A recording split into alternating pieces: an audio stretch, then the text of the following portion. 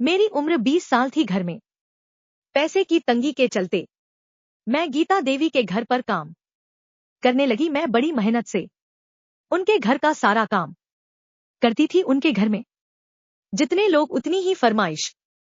सुबह से ही मेरे नाम आदेशों की लाइन लगनी शुरू हो जाती थी। फिर भी मैं खुशी खुशी सबकी फरमाइश पूरी कर देती थी। मैंने भी जैसे अपने 2 पैरों में 10 पहिए लगा रखे हो। मेरी सेवा से घर का हर सदस्य संतुष्ट था। गीता देवी का परिवार मेरी सेवा और ईमानदारी को स्वीकार भी करता था। मैं थी भी ऐसी ही, दूध सा गोरा और कमल सा चिकना बदन, कजरारे नैन, रसीले होठ, पतली कमर, काली नागिन जैसे काले लंबे बाल और ऊपर से खनकती हुई आवाज।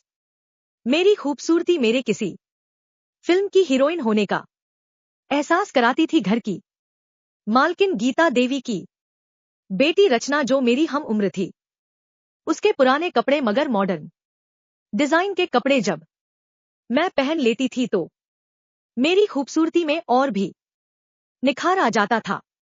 गीता देवी का बेटा अजय तो मुझ पर लट्टू था। हमेशा मेरे आसपास डोलते रहने की कोशिश करता रहता था। मैं भी मन ही मन उसे चाहने लगी थी।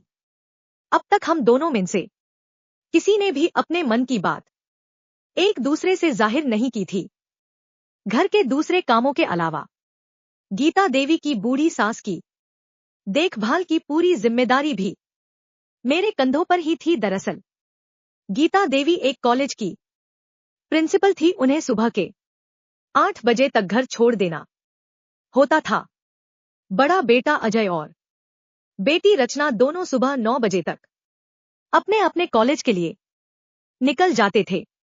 गीता देवी के पति रमन जी का खुद का बिजनेस था। उनके मिलने वालों के चाय नाश्ते का इंतजाम भी मुझको ही देखना पड़ता था। मैं सुबह के 7 बजते बजते उनके फ्लैट पर पहुंच जाती थी।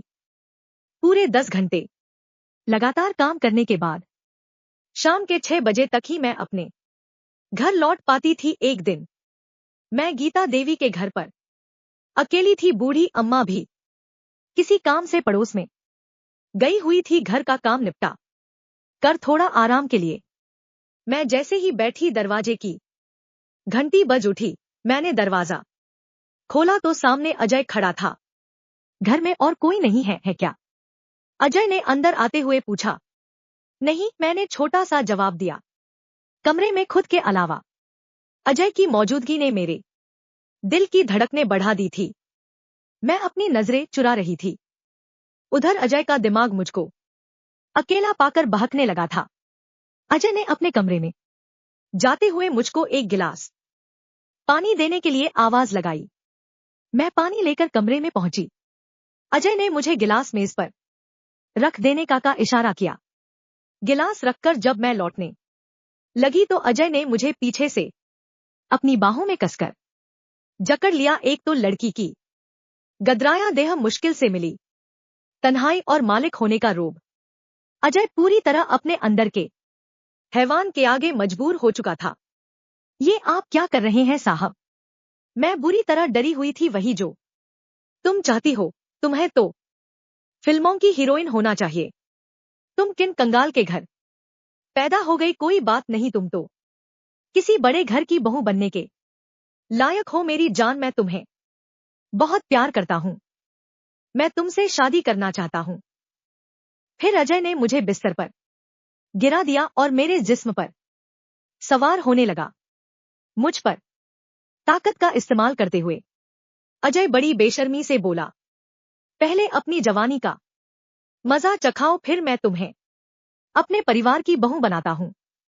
लेकिन शादी के पहले यह सब करना पाप होता है। मैं गिड़गिड़ाते हुए बोली, पाप पुण्य का हिसाब बाद में समझाना बेवकूफ लड़की, पहले मैं जो चाहता हूं वह करने दे। अजय वासना की आग में पूरी तरह दहक रहा था। इसके आगे वह कोई हरकत करता। घर का दरवाजा खटाकर खुला, सामने गीता देवी खड़ी थी। अपनी मां को देख अजय पहले तो डरा, फिर पतरा बदलकर पलंग से उतर गया। मैं भी उठ खड़ी हुई। यह सब क्या हो रहा है? गीता देवी चीखते हुए बोली। देखिए ना मम्मी। अजय बोला। कैसी बदचलन लड़की को आपने घर में नौकरी दे रखी है? अकेला देखकर इसने मुझे जबरन बिस्तर पर खींच लिया। यह इस घर की बहू बनने के सपने देख रही है। अजय ने एक ही सांस में अपना कसूर मेरे सिर पर मार दिया। नहीं मालकिन नहीं, यह सच नहीं है कहते हुए मैं रो पड़ी। देख रही है मम्मी कितनी ढीठ है यह लड़की। यह कब से मुझ पर डोरे डाल रही है। आज मुझे अकेला पाकर अपनी असलियत पर उतर ही आई। अजय सफाई देता हुआ बोला। मैं खूब जानती हूं इन छोटे लोगों को अपनी औकात दिखा ही देते हैं। अब मैं इसे काम पर नहीं रख सकती। गीता देवी मुझ पर आंखें दिखाते हुए बोली। नहीं मालकिन ऐसा मत कीजिए, हम लोग भूखे मर जाएंगे। मैं बोली। भूखे क्यों मरोगे? अपनी टकसाल लेकर बाजार में बैठ जाओ। अपनी भूख के साथ साथ दूसरों की भी भूख मिटाओ। घरों में झाड़ू पोछा करके कितना कमाओगी? चलो निकलो अभी मेरे घर से। मेरे बेटे पर लाछन लगाती है। गीता देवी बेरुखी से बोली। मैं हैरान सी सब कुछ सुनती देखती रही। मेरा सिर चकराने लगा। कुछ देर में जाकर मैं संभली और बिना उनकी तरफ देखे दरवाजे से बाहर निकल गई। घर आकर मैंने रोते रोते सारी दास्तान अपनी माँ को सुनाई। मेरी माँ हैरान रह गई। माँ इसमें मेरी कोई गलती नहीं है। यह सच है कि मैं मन ही मन अजय बाबू को चाहने लगी थी, पर इन सब बातों के लिए कभी तैयार नहीं थी। वह तो ऐन वक्त पर मालकिन आ गई और मैं बर्बाद होने से बच गई। मुझे माफ कर दो माँ। मैं रोने लगी। माँ ने मुझको खींचकर गले से लगा लिया। मैं काफी देर तक माँ से लिपट कर रोती रही। रो लेने के बाद मेरा जी हल्का हो गया। मैं लुटते लुटते बची थी। इसके लिए मैं मन ही मन गीता देवी को धन्यवाद भी दे रही थी। ऐन वक्त पर उनका आ धमकना मेरे लिए वरदान साबित हुआ था। मुझको अब अपने सपनों के टूट जाने का कोई गम नहीं था। मेरे सपनों का राजकुमार तो अंदर से बड़ा ही बदसूरत निकला था। महीने की पगार की आश टूट गई तो क्या हुआ? इज्जत का कोहिनूर तो बच गया। वह अगर लूट जाता तो किस दुकान पर वापस मिलता? इतना कहकर मेरी माँ ने इत्मीनान की एक लंबी सांस ली। कुछ खोते खोते बहुत कुछ बच जाने का संतोष मेरे चेहरे पर भी दिखने लगा था। बड़े आदमी इसी तरह छोटे आदमी से अपने घर में काम करवाने के लिए रखता है और उनके यहाँ के मर्दों ने इस तरह का हरकत करते हैं एवं घर में कामवाली पे आरोप मढ़ देते हैं। अंत में काम से निकाल भी देते और उस महीने के पगार भी बचा लेते हैं।